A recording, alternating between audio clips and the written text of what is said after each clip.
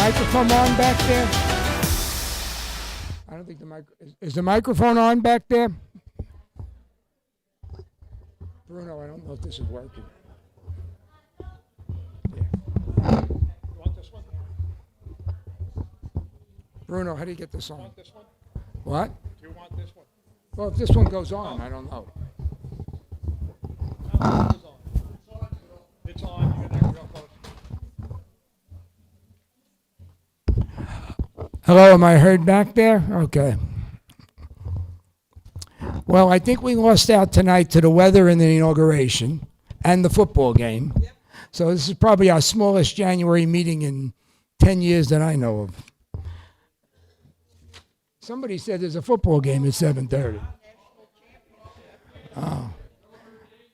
Oh, well, I mean, it's not a professional game, I guess. Anyhow, good evening to everybody. I guess this is our first night that after Trump won. So congratulations to Trump. At this time, I'd like to call the meeting in order. And as usual, Cindy Evans will give the invocation first.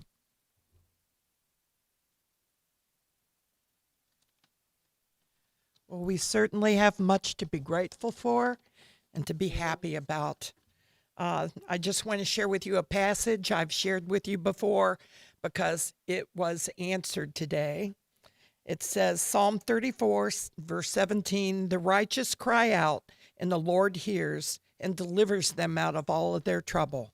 Well, today we were delivered, and we have much to be grateful for.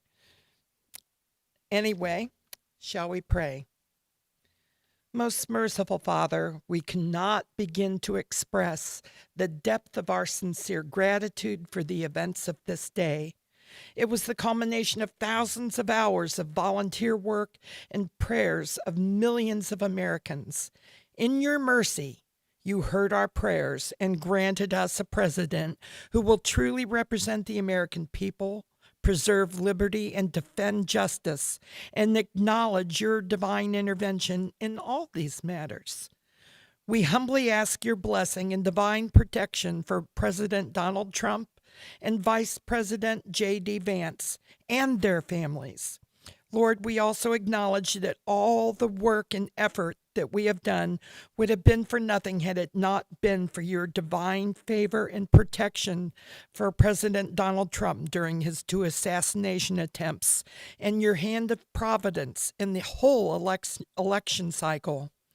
Be with President Trump and his administration as they tackle the daunting challenges that lie before them in trying to reverse and erase the destructive actions of the last administration. Grant them wisdom in all these matters, and may they seek to work cooperatively with their opponents and instill a spirit of cooperation and respect that will be observable amongst all American people. I also ask a blessing on all those present here this evening who have worked and prayed for the successful outcome of this election. Be with us this evening as we conduct our club's business, and we ask these and all things in the holy name of Jesus, I pray. Amen.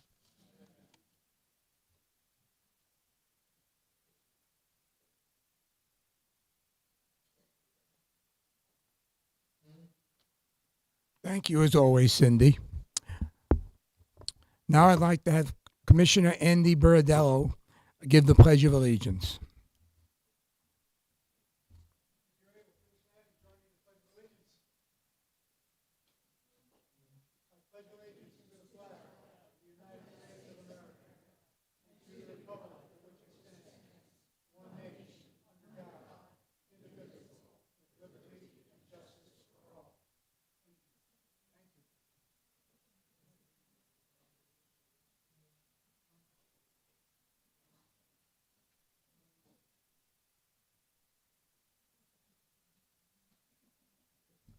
Thank you, Andy. Now I'd like to acknowledge the elected officials here. Nick Hames is the director of what's the pronunciation of your organization? SSOP. Okay. He's been there many years. Andy Buridello, a commissioner of Sumter County. Josh Blake, the minister, the head of vice president in charge of communications, I believe that the title at the village. And finally, we have in the back taping our entire show. We have Commissioner Don Wiley.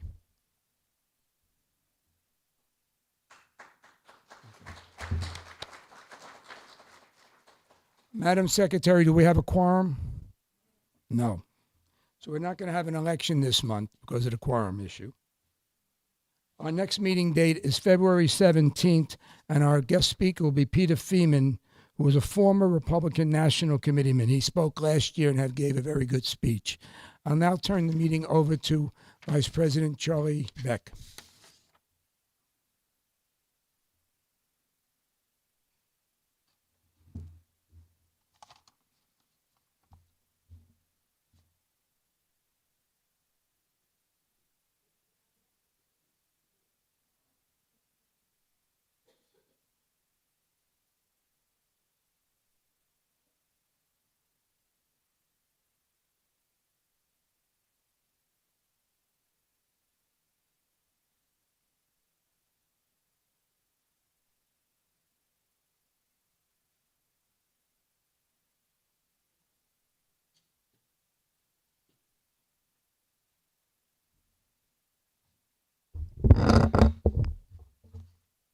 Good evening, everybody. I guess you can hear me all right. No? How's that? Better? Good. I'm the interim vice president, and we were hoping to have a quorum this evening, but we have a lot of competition. Someone said that there was an election inauguration today. Did anybody catch that? Anyway. Committee reports. Did this suddenly get louder? What happened?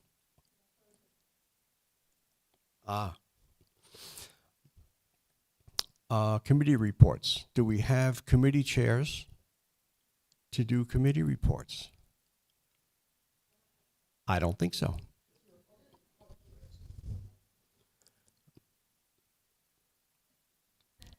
I've been corrected.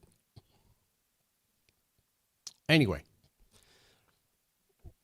with the membership report, with an introduction that I usually get harassed about later, the membership chair,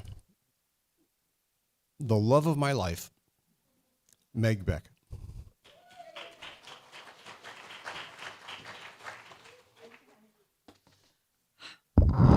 And we talk about this every month. Like, okay, so I'm going to give you a membership report, but I just want to get some excitement going in the room. So I have 3 cheers that I want to do. The first one is USA. Okay? 1, 2, 3. USA! USA! USA! Okay, excellent. All right, the next one is fight, fight, fight. Okay? Fight. All right. And the last one is Trump, Trump, Trump. Yeah. All right. This has been in my garage since Election Day, and I was so excited to be able to dig it out today again. I'm just so happy. Anyway, membership. Yes, I'm the membership chair, Meg Beck. I'm the one who sends you out dunning letters and things like that if you haven't paid your dues. Hint, hint, hint, hint. But a lot of you came in and renewed tonight, and I am so thankful, and I really appreciate it. We have 7 new paid members as of tonight, and if you end up, we would like to applaud you. Yay! Welcome to our TVRC family. I think that you will find a happy home here with us. We are a great group, and this is just such a special night. So before I start crying, anyway, welcome to 2025.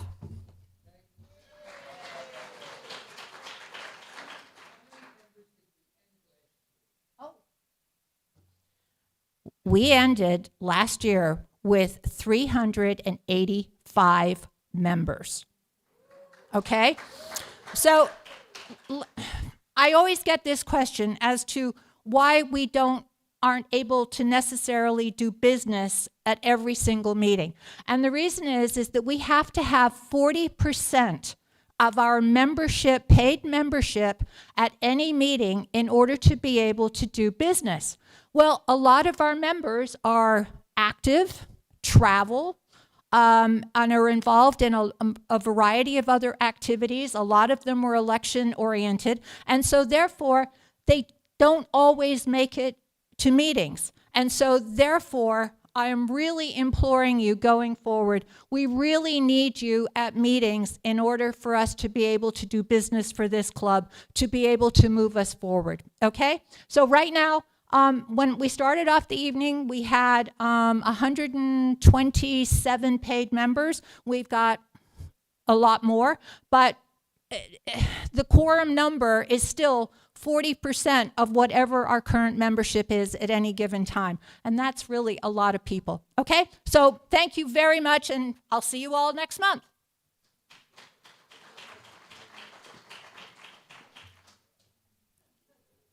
Thank you, Meg. And now I would like to bring up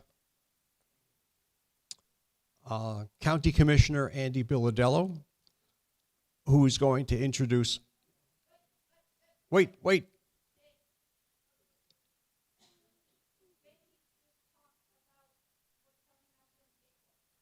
Oh. I rehearsed this many times, as you can tell, and I'm really good at it. I would like to bring up Jane Falvo, who is going to let you know what's coming up in the future. Jane?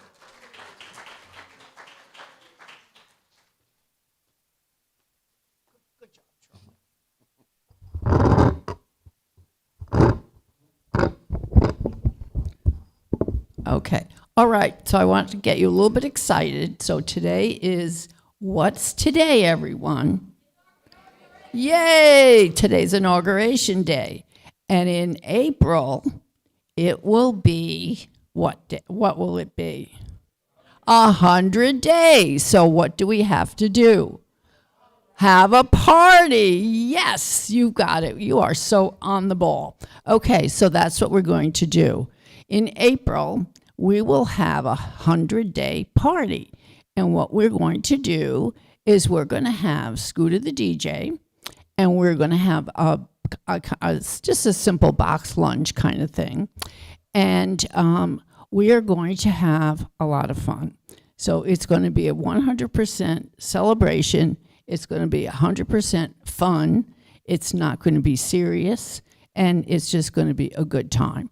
So get ready for a good time. We should have the tickets ready for next month, and the rest of the info ready for you for next month. So mark it on your calendars that you're going to have fun in April, and we're going to be celebrating everything that's been accomplished.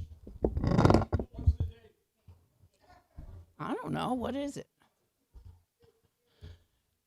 It's the third Monday of the month in April, whatever that date is. What's that date? The 21st of April. Mark it in your calendar.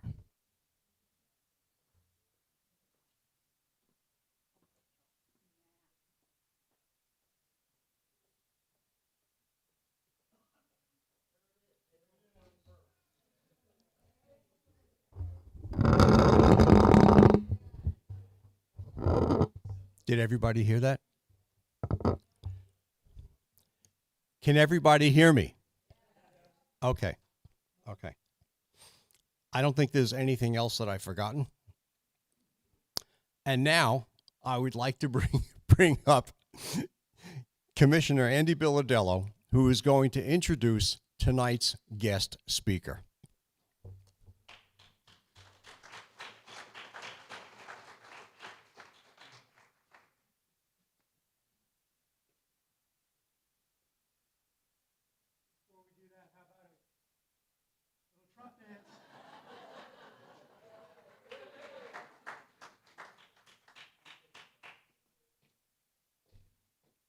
Thank you.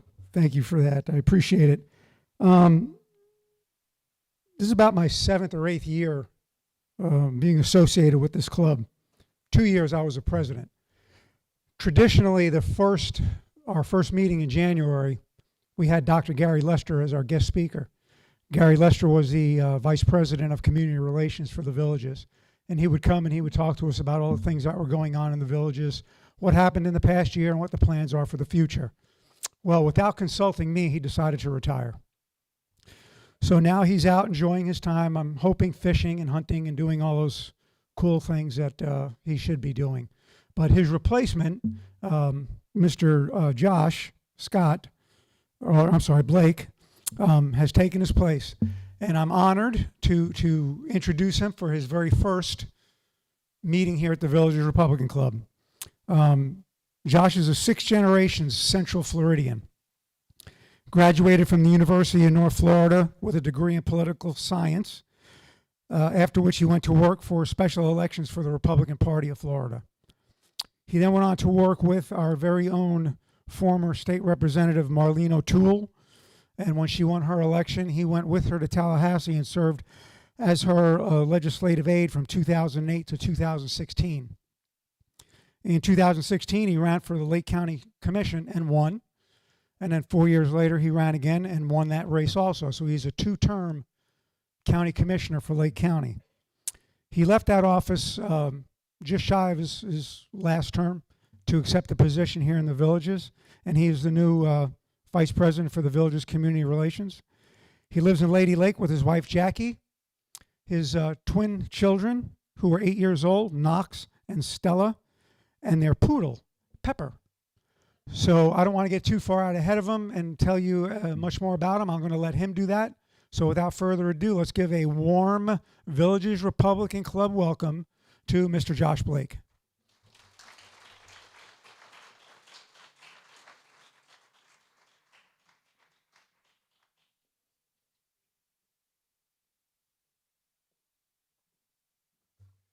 Thank you, Commissioner. Everybody hear me okay?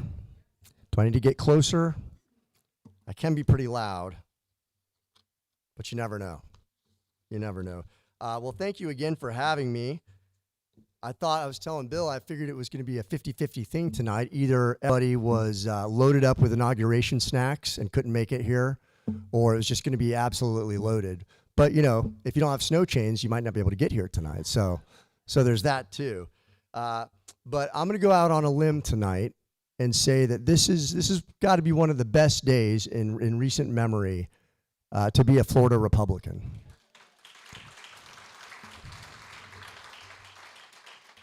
Just a really special time and just a uniquely Florida kind of experience going on in D.C. right now. It's a great time to be an American, but to be from one of the reddest parts of one of the reddest states in the country right now is just an exciting experience. And I hope you all were able to take that in today and just enjoy what all of us worked very hard to accomplish. I was watching President Trump's speech today, and when he started off by saying, the new golden age starts right now, that was just a cool moment. That was a really cool moment. And I look over after he gives his inaugural address, and my son, who the commissioner just mentioned, I have 8-year-old twins, Knox and Stella. My son got a Red Ryder BB gun for Christmas, okay? If you've ever seen the movie A Christmas Story, you know how important that is. He got a Red Ryder BB gun for Christmas, and so as the gentleman, I can't remember his name, was singing the national anthem after Trump's address, I look over, and you'll think I'm making this up. This happened today. I look over, and my son, we were at my parents' house to watch some of the festivities. They live in Lady Lake also. He's standing in front of the TV with his Red Ryder BB gun, saluting the stage, saluting the television, and I grabbed a picture. So if you don't believe me, I'll show you. Come up to me afterwards. I'll show you the picture of this. And I said to my wife, I said, are we living in a movie or something? How is Knox doing stuff like this? But anyway, it was a great day, and I was trying to figure out exactly when the last time I spoke to this club was, and I figured it out. I think on behalf of Rep. O'Toole, who you heard mentioned earlier, I think I was here presenting, Cindy probably remembers, she was probably here, maybe Nick. I was presenting on some of the constitutional amendments, ballot initiatives. I think it was 10 years ago. I think it was in 2014. So though I have been to this club, it's been 10 years since I was at this club. So I figured I would kind of start, and given the historic nature of today, I thought I would kind of give my history of local involvement in the Republican Party, and then comment a little about the direction of the country and kind of the moment that we are privileged, I think, to witness nationally here. So I appreciate the invitation, and I'll just get started. As Commissioner Blvd mentioned, I got my start here. I actually went, my family moved here in 1987. I was born in Winter Park. My dad went to seminary, so we all briefly moved to just outside of Atlanta, Columbia Theological Seminary, a little town called Decatur, not a little town, but outside of Atlanta. We moved back here when he took a job at a church in Fruitland Park when I was 5 years old. So in 1987, we moved to Lady Lake, Florida, just outside of a small park you might have heard of called Orange Blossom Gardens. Anybody heard of Orange Blossom Gardens? So the original, where the villages got its start. And so it's just was kind of an amazing vantage point for me and my family to see, living 5 minutes away from what became kind of the heart of the villages and Orange Blossom Gardens, to see the economic growth, the commercial growth, everything that's happened since then. I remember, believe it or not, when we moved here and you wanted to drive to Ocala, there were maybe 2 traffic lights that I can remember. To get, there was Bellevue, you know, I don't think there was a light at Summerfield. It's hard to remember. But so just a lot has changed in that period of time. And it's been really neat to have a front row seat to see what this community has become and kind of the national impact that we've been able to have. So I was one of 3 siblings. My dad was a pastor, as I mentioned. I remember when Rialto Theater got built and I didn't have to drive to Leesburg or Ocala to watch a movie. When I was watching the dignitaries get brought into the rotunda today, I saw Dan Quayle and his wife. One of my first political memories is my mom, myself, and my sister loading up and driving to Venetian Gardens in Leesburg to watch Vice President Dan Quayle speak at a political event when I believe he was probably running for re-election at that point in Venetian Gardens in Leesburg. So in 1990, I can tell you, if you've ever driven down Highway 441 between Leesburg and Fruitland Park, what is a Sunoco station now, in 1996, during Bob Dole's campaign, my sister and I were, 1996, probably 8th grade, high school, middle school, waving Dole Kemp signs at that intersection. And, you know, just us, nobody asked us to do it. We just got out there and started waving Dole Kemp signs to try to drum up some Republican votes. 4 years later, as the community grew, of course, we had George W. Bush running for office. And once he was our nominee, my sister and I were down at that time, it was the Lake County Republican Executive Committee headquarters, and they had a little office in one of the strip malls there in Lady Lake. And we were making phone calls in the back there as college students, trying to make phone calls. And we always would kid each other that the number of calls we made that year surpassed the margin of victory in Florida. So I credit ourselves. I credit me and my sister in high school for Bush's win over Al Gore in that cycle. So we've been involved for quite some time. And after I graduated from the University of North Florida in Jacksonville with my political science degree and philosophy, I started working, as Commissioner Blvd mentioned, for the Republican Party of Florida. And if any of you know how the special elections process works, we're going through one right now in CD6. With Randy Fine, who's running for that office. And I think, wasn't today, early voting started today or started over the weekend for that race? No one here lives in Congressional District 6, right? Okay. Oh, you do? Okay. All right. So anyway, what they would do is the Republican Party of Florida, when somebody had to resign or, heaven forbid, was removed from office for malfeasance of some kind, they would call a special election. And about 3 or 4 of us young guys would have to just kind of fly in, get dropped in, almost parachute in, and work for about a month or 2 living out of hotels in that district, try to make sure that we kept a Republican, or if it had been a Democrat seat, that we flipped that seat. So I did that for about a year and a half before I got a phone call one day from a guy named Frank Terraferma, who was a big wig up at the Republican Party of Florida at that time, saying, you know, we have somebody She's a retired IBM executive, and she is running to fill that seat, the vacancy that was opened by former Rep. Hugh Gibson at that time as District 42. Would you like to be involved? I said, absolutely. That's my hometown. I would love to go home and get involved in some Republican politics. So I went and I met Marlene O'Toole. She was at that time running a scholarship program for at-risk kids called Take Stock in Children. I drove up to Beverly Shores Elementary School to meet with her. Got along very well with her. If you ever met Marlene, you know that she had one of the thickest Boston accents you've ever heard in your life. So I joked with her that I needed an interpreter for the first month or so till I gradually started to pick up what she was getting at. So I became one of her campaign aides when she ran. We were running, just an interesting side note here, it was a Republican primary, and the other candidate in that race was the little brother of the sitting Florida Senate president. His name was Will Pruitt. His older brother was Kim Pruitt. And you may not know this, but it can be difficult to run against the little brother of a sitting Senate president. And so that was not at all an easy race. I know a lot of folks were involved.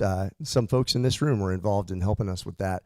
And we were able to eke it out. Once Marlene was elected and won her primary, she asked if I would be her legislative assistant in Tallahassee, which I thought I would do for a year or two and then get back into campaigns.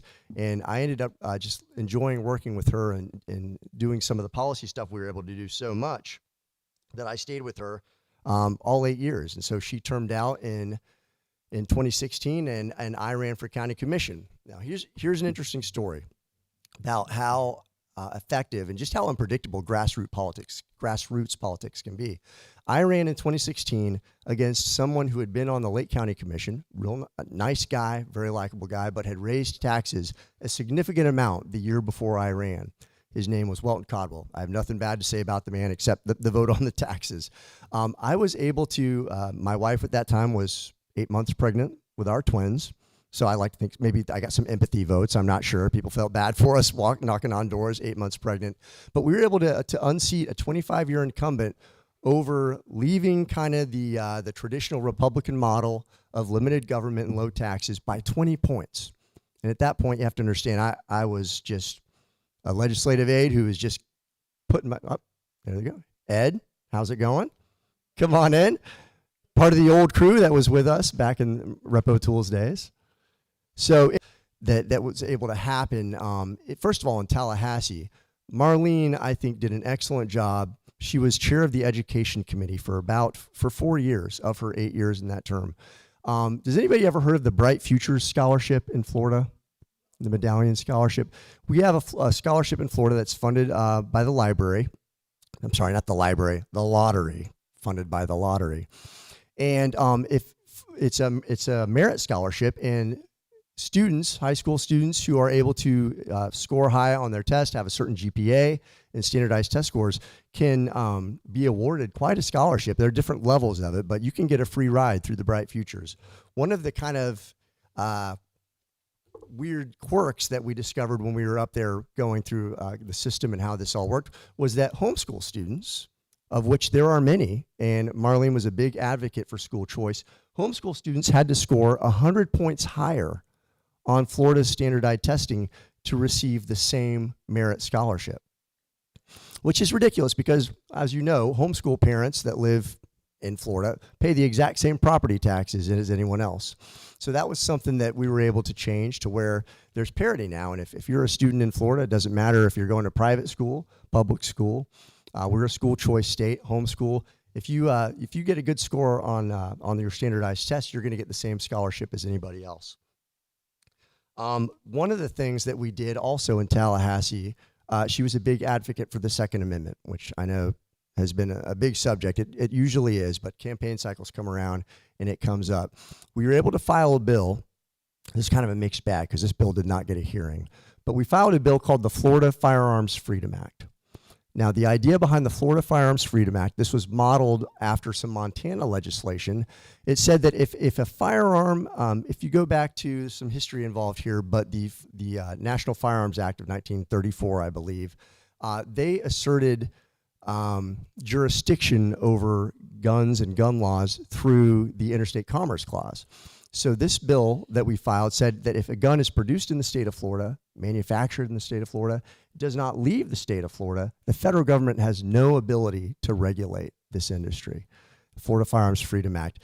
We filed that bill. We had fully a third of the Florida House of Representatives sign on to that bill as co-sponsors, which it's very hard to get co-sponsors on generally pieces of legislation. But interestingly enough, just the way that the hierarchy works, we did not get a single hearing for that bill. But when we were up there, we always tried to do whatever we could to advance the interests of the Second Amendment. One of the issues that came up, do you remember in 2015, anyone remember the San Bernardino County shooting that happened in California in 2015? A crazy person went into a county building and killed 14 people, seriously injuring 20 more. When I was first elected to the county commission, that had just happened. It was fresh in my mind. And I realized something. The Second Amendment is of no use or value to us if it's sitting on the shelf to be discussed. It only matters if people are exercising this and that we are able to defend the lives of our friends and family and employees. And so it occurred to me that your average person, under Florida state law, if you had a concealed carry permit, you would be able to walk in and do your business at the county building. I'm talking in this case of our Lake County building down there on Lake Dora and Tavares. And if somebody came in there, they would just be sitting, fish in a barrel, just sitting ducks, and that they were prohibited in our employee handbook as county employees from carrying, even though they had been licensed to do so by the state of Florida. So one of the first things I did as a county commissioner in Lake County was to bring that up in a meeting. I said, I don't want my employees, I feel responsible for my family, but also for my employees as a county official.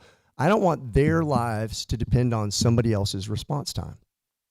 It's great that we can support law enforcement and have them there and willing to do what they can do, but they can't be everywhere, and they can never be everywhere. So I was able to convince, and we had a very solid, supportive county commission at that time. And so we changed our employee guidebook to where Lake County employees now, if they have a concealed carry permit, can carry anywhere that you and I can. And that includes at work, to where I think that makes the county building a safer place. And I think it makes you don't realize all the different departments that are involved in county government. But if you have a small person, maybe a single female code enforcement officer who's having to drive up into the Ocala forest on a code enforcement call, it's important that those folks be able to defend themselves. And so we were able to do that. As a result of this conversation, and this, keep in mind, was around the time that President Joe Biden was running against President Trump in the 2020 election. And do you remember the moment when Beto O'Rourke, who was a congressman from Texas, at a Democrat presidential debate, he was asked about some of these ideas of gun registration, assault weapons, and so on. And he was asked what he would do, and he said, I'm going to paraphrase here, heck yes, I'm going to come after your AK-47s and your AR-15s. We're going to come take those from you. Anybody remember that moment? It's a big moment in the national debate, I think. And President Biden doubled down on this. Well, I realized something. I realized that this is an issue. It doesn't seem like it's a local issue, but in the end, as Tip O'Neill said, all politics are local. And so Lake County was the first in Florida, certainly not the first in the United States, to declare ourselves a Second Amendment sanctuary city. And we drafted a resolution that said the Second Amendment certainly does apply to the most commonly owned and sold rifle in America, and you certainly do not have the jurisdiction to go door to door in some kind of Soviet era nightmare confiscation scheme. And it passed unanimously. And what's different about perhaps the resolution that we passed is that Sheriff Peyton Grinnell, has anyone ever seen Sheriff Peyton Grinnell in Lake County speak? Sheriff Peyton Grinnell wrote a letter to the board saying, I am in full agreement with this, because as you know, the sheriff enforces the law. He's the highest law enforcement official in the county. And for him to get on board and say, yes, this is correct, there is no jurisdiction here, and we will not allow this kind of gun confiscation scheme to take place in our county. That was a big deal. And so we passed this thing unanimously. It kind of blew up because we were the first in Florida. Florida's a big state, a consequential state. And at last count, believe it or not, I think 47 counties in Florida have declared themselves Second Amendment sanctuary counties, which is a big deal. And I think at the right time sent a pretty powerful message to the White House. And we, by the way, we spread these, we sent a copy of our resolution in the sheriff's letter to the White House at this time to let President Biden, well, at the time, candidate Biden know this is not going to happen in Florida. We stand up for the Bill of Rights in Florida, and we're not going to be pushed around for political reasons. And so I think that was a pretty big accomplishment that I'm proud of at the county level. So in a nutshell, that's just how I got here. That's my political history in the local Republican Party. And I just wanted to talk for a moment, if it's okay with you, because of what today is, about what it means to be a conservative. Because Republican victories are great. But Republican victories are great because they're conservative victories. I'm sure you've all heard the term Republican in name only. And that gets thrown around a lot. Oftentimes it's kind of just a derogatory term. But it is important that we know, as Republicans in Florida, Republicans in the Tri-County area, Lake Sumter, Marion County, what does it mean to be a conservative? So I have a couple quotes here that I thought I would share with you. And, you know, some people call it conservatism. Oftentimes it's referred to as classical liberalism. Anyone heard that term before?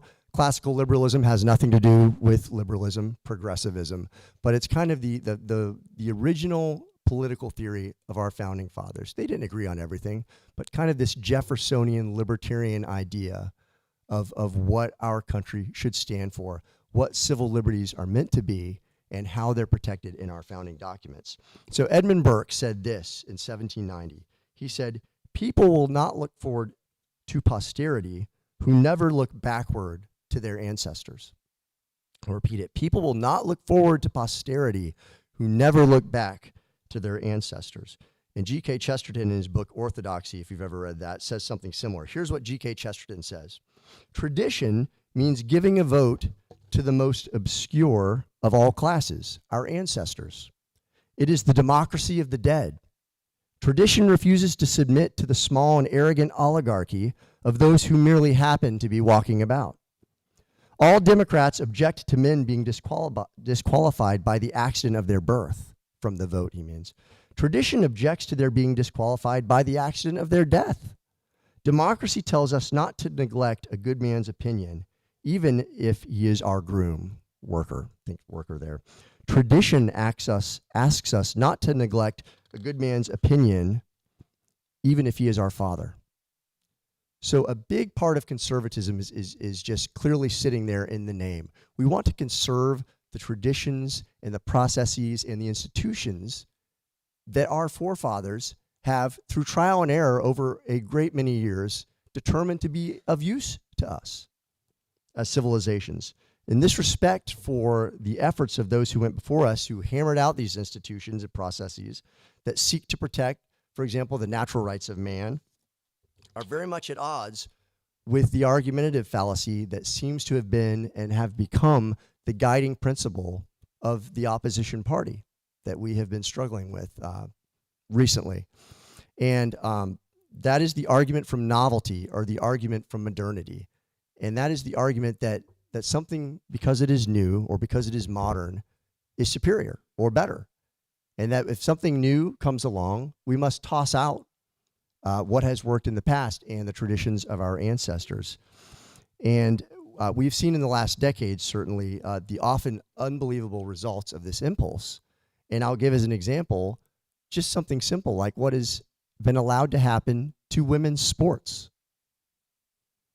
Who among us, even 10 years ago, even 15 years ago, when I was in high school, who among us could have placed a dollar bet on the proposal and the proposition that women's sports would be a controversial topic, keeping men out of women's sports? Anybody? That wasn't on my bingo card for raising kids in that environment. This arose because of our eagerness, not us, of course, the eagerness of society to cast aside tradition in the interest of novelty. And it certainly impacted our civil rights as enumerated in the Bill of Rights. John Adams famously said this. He said, "Our Constitution was made only for a moral and religious people. It is wholly unsuitable to the government of any other." And what he's referring to there is something that doesn't often get talked about because in the past it really didn't need to get talked about. And this is the idea of moral self-governance. Self-government. The idea that we answer to a higher power, we fear that higher power, and we do not need to be constantly externally controlled by the levers of government. So much of what has been able to grow into a bureaucratic superstate is unnecessary under a society that has shared moral values and Christian self-government, religious self-government of any kind. So he is referring here to the long reliance in the West on the principle of self-government, which relies upon the idea that our Creator has endowed us with certain inalienable rights. I was encouraged today to see the president, I don't know if you saw how he kind of landed that speech, refer very prominently to the idea that we were going to bring God back into our society. Anybody else pick up on that? Did anybody else pick up on how many hymns were being played on the piano during the interlude period? It was really something to behold. Our political tradition in this country and in this party, the Republican Party, that's who we're talking to today, also extend to the very existence of property rights. Property rights. John Locke famously said that private property exists when we hath mixed our labor with it. And the protection of property rights and the supremacy of the individual is what has separated us from collectivist cultures in the last 100 years. Think the Soviet Union. Think places where the simple will of the majority is what decrees what is right or wrong. There is no objective morality, and that inevitably leads to societal chaos. Our economic system requires the guarantee of private property and voluntary transactions to ensure that capital flows where it is most valued. This voluntary society that our system depends upon must remain voluntary for it to work at all. And self-government is a huge part of that for us to maintain what is called a high-trust society. Anybody know what a high-trust society is? It's in the name. It's a society where you can walk into a store and they don't have to lock up the toothpaste. These are subtle differences that differentiate between anarchy in societies where there has to be somebody with a rifle on every corner, in societies where you can walk into a store and they trust you to pick up your item and walk to the front. That has been lost to us in some of our major cities over the last decade. Been very shocking to watch. We're somewhat insulated. We're very insulated from it here, and thankfully so because of our political makeup here. But that is a big change in American culture. That is a big change in American culture from a lack of a shared morality and self-government. The beauty of the voluntary nature of our system when it works as it should and the resulting economic production is these rely on our shared inheritance of self-government and natural rights must be preserved if we are to maintain this high-trust society. Montesquieu, who was a theorist who wrote and was someone our founding fathers pulled from when they came with the separation of powers because they didn't trust mankind's nature and realized that we had to have some protections in place, checks and balances. He said this, he said, government, he boiled down the idea of government. He said, government should be set up so that no man need be afraid of another. That's a pretty simple concept, but I would wager that the vast majority of the stories that you see on the news that cause us concern, that cause us alarm, are because we've fallen away from this idea that the government should make sure that no man need fear another. And as of today, I think we can all agree that our country is making a serious, very necessary course correction from some of the slippery slope that we have seen ourselves on. And I don't know about you, but you can feel it when you go out to the store. I felt like our country breathed a sigh of relief on Election Day, the day after Election Day. And today, certainly, just a sigh of relief, like, okay, things are going to be okay. We're going to go back to our first principles in this country. We're going to pull back. We're going to go back to what works. We're going to go back to what works. And the idea that America, this is what I took away from the ceremony today, America can still be that shining city on a hill. We don't have to reinvent the wheel. We don't have to learn every generation what works and what doesn't. We know what works in this country because it has worked. And so to me, that was just the biggest relief today was thinking, okay, the adults are back in charge. We're going to go back to what works. And from our perch here in what I'll call America's friendliest, Florida's friendliest hometown, I can tell you that the next 4 years, as if you didn't know this, Florida is kind of going to rule the world. Anybody pick up on this? Florida is going to rule the world for the next 4 years, hopefully longer than that.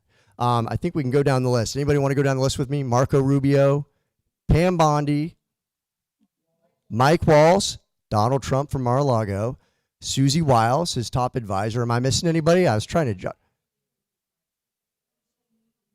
Yeah, Ashley Moody is going to be in the Senate representing us, a wonderful pick by our governor. So it's just encouraging to me to see that what's worked in Florida. What's that? Rick Scott, absolutely. We have our great former governor up there who will work hand in hand with Ashley Moody. So as if there weren't enough optimism on the table today, I just want to say Florida will be in charge of everything practically for the next 4 years. So to take that keeping Florida free model that Governor DeSantis has so faithfully executed over the next 4 years is just another reason for us to, I think, have optimism as Florida Republicans. And I wanted to mention this. I didn't know if I should, but I wanted to mention this today because I love stories of individual courage. And I think that one man made such an impact on this election that I can't not mention him. Does anybody know who I'm talking about? Elon Musk. Elon Musk, who prior to this election was a rocket man and kind of a crazy electric car guy. I followed him on Twitter, thought he was interesting. But Elon Musk saw something happening that we all saw happening. It was terrifying. When President Trump during the 2020 election was banned from social media, but the Iranian leadership remained on these platforms. Something's very wrong in the world. And what can only be described as just kind of a very top-down censorship regime began to take hold in this country. I don't know if you remember, but Mussolini said his description, his definition of fascism was the merger of the state and the corporation. When the government can pressure Mark Zuckerberg to remove a sitting president from their platform, cutting them off from their constituents, we got a big problem. And so I just wanted to give credit where credit is due, because if Elon Musk had not seen this issue, purchased Twitter, tried to back out of the deal, and then a Democrat judge in Delaware forced him through with it. So thank you to that Democrat judge for making him follow through. It's hard to imagine that the American people would have had the access to a major candidate that we ended up having. And I don't know if you saw his face today in the speech when President Trump mentioned how we're going to plant the stars and stripes on Mars. Did you see Elon Musk like a kid in a candy store start smiling behind the podium? That was pretty great. So I just wanted to say, if you ever wonder if one man can make a difference, and that's not to take anything away from President Trump or J.D. Vance, any of these guys, we were all a part of this team. We all helped to make this happen. But one immigrant from South Africa saved free speech in this country, in my opinion.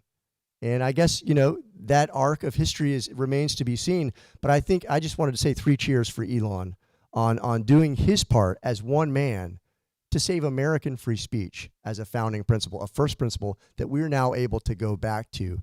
And I'm sure you saw President Trump mention that today, that free speech, we are not going to use the government to censor the opinions of the American people. And that is a big win in this country. And that's something that makes me sleep a lot better with my twin 8-year-olds, knowing that they're going to inherit. Yeah, Bill.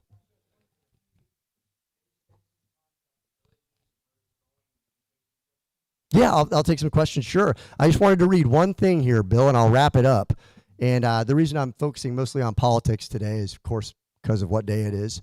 But I just wanted, I was a couple weeks ago stumbled upon this quote from Thomas Jefferson's first inaugural address. This is from March 4th, 1801. I hope you don't mind if I'll read it to you, because to me, it perfectly summarized the emotion and the mood I'm feeling at kind of the restoration of the American Republic. He says this, 1801, "These principles form the bright constellation which has gone before us and guided our steps through an age of revolution and reformation. The wisdom of our sages and blood of our heroes have been devoted to their attainment.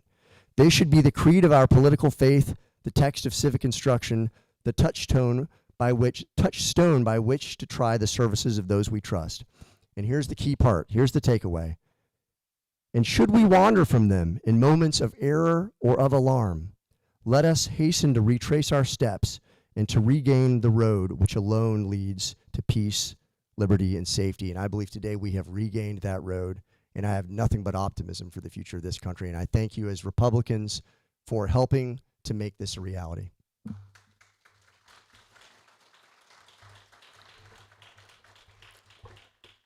Bill, if you want to talk about some of the stuff that's happening down south. Yeah, absolutely. So many of you, sure, I'll just give you what I know. I'm not a commercial development guy, and I'm certainly not the one on that team, but I can tell you that Eastport, we had our ribbon cutting for Eastport, the village's health center down there at Eastport. That was the first ribbon to be cut. I was looking at the calendar this week, and there are a lot of ribbons that are going to be cut in the next couple months in Eastport. So if you've been down there recently, that's the newest town center that has the very long dragon boat racing Central Lake down there. They are, if you are able to drive by, Commissioner Wiley knows this better than anybody, has a bird's eye view of this. The hotel is moving right along. The sales center is moving right along. And of course, Middleton is where our administrative offices, we were in Brownwood. Middleton, we all moved there in October. And so I suspect there will be a lot of announcements to be made. Many of those you've already seen in the newspaper. Four Rivers Barbecue, which I have been known to drive to Jacksonville to access a Four Rivers Barbecue. You will now only have to go to Middleton, Florida for that privilege. So yeah, things are happening very quickly down there. Of course, the high school has been operating and the new school campus down there for a year now. But yeah, so a lot of that infill, a lot of the restaurants and retail is starting to come online and will be heavily between now and the summer, I would suspect. Middleton's a little different. It will not. Middleton is anchored as if you've been down there, anchored by the school, brand new high school. They've got some amazing athletic facilities. And then Middleton, what makes Middleton different is it's its own address. It's Middleton on the mail. And it is surrounded by a non-age restricted community that is really designed to kind of help. Anybody can move there. I have a friend who lives there, and he bought a property and his mom bought a property right next door. They built, and then they fenced in one big yard. So kind of cool, and that she's growing up there right with the grandparents. So Middleton is a little bit different. Eastport will be the town center where you'll have a lot of other stuff, but Middleton will still have restaurants and retail and all sorts of stuff happening there. And if you've been down there, you know where the high school is. There's a big pavilion where there are special events down there. I can tell you, there was a church that held their Christmas Eve service there. They had 1,800 people at an outdoor Christmas Eve service in Middleton. So it's filling up fast. Yes, ma'am. So I'm replacing, I don't know if you remember Dr. Lester, if you ever interacted with Dr. Lester. Dr. Lester was here for a very long time, very big shoes to fill, but he was in charge of community relations for the villages. And so I'm taking his role. There's some government relations included in that. We can also be the complaint department at times. And so I was able to work with him some this year and shadow him to try to learn everything that he did. Any other questions? Yes, sir. I have not heard if there is one, but I have your email address. I can check that tomorrow and shoot it over to you if there is one. Yes, sir. That's fantastic. They have been chasing that Costco down for many years now, so that's a big deal. That's not far from my house either, Don, so I'll probably bump into you. Yes, sir. Any questions? Well, thank you so much for having me. I don't know what time the football game starts, but hopefully those of you who need to make it can. Thank you very much.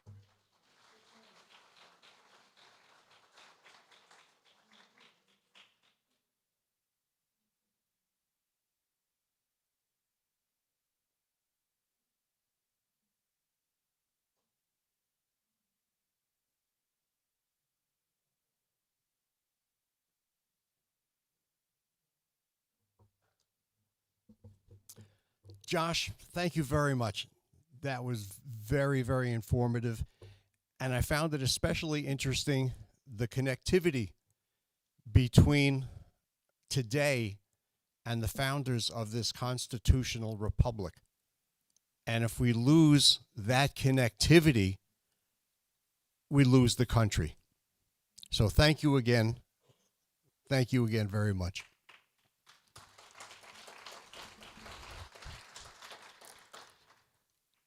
Do I have a motion to adjourn the meeting? Do I have a second? Do I hear ayes? All in favor? Is anybody saying nay? Okay, on that note, everybody stay safe. Have a great evening.